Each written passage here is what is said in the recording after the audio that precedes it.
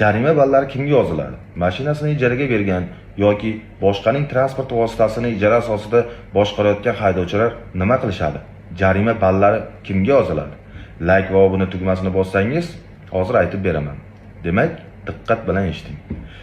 Transportni boshqarish huquqini olgan shaxslarga yo'l qoidalarini buzganligi uchun javobgarlikni o'tkazish tartibi belgilandi.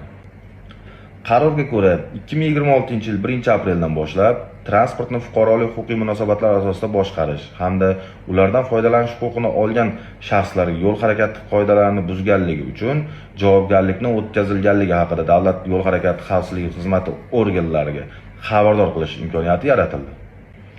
Qaror bilan tasdiqlangan nizomga ko'ra, xabardor qilish Yagona ijtimoiy davlat xizmatlari portali orqali yoki mygov.uz yoki Jamoat xavfsizligi departamentining yo'l harakati xavfsizligi xizmati mobil ilovasi orqali amalga oshiriladi.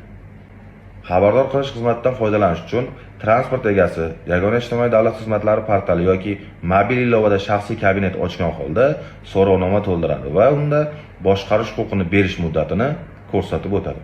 Boshqarish huquqini olgan shaxs so'rovnomani tasdiqlash orqali kelgusida unga nisbatan jarima solish to'g'risidagi qaror rasmiylashtirib borilishiga roziligini elektron raqamli imzo yoxud mobil ID yoki Face ID orqali tasdiqlaydi. Shundan so'ng transport vositalarini ishonchnoma asosida boshqarayotgan shaxs qoidabuzarlikka yo'l qo'ygan bo'lsa, uning jarima ballari o'ziga yozilib boradi. Video manfaatli bo'lgan bo'lsa, like bosib obuna bo'lishni unutmang.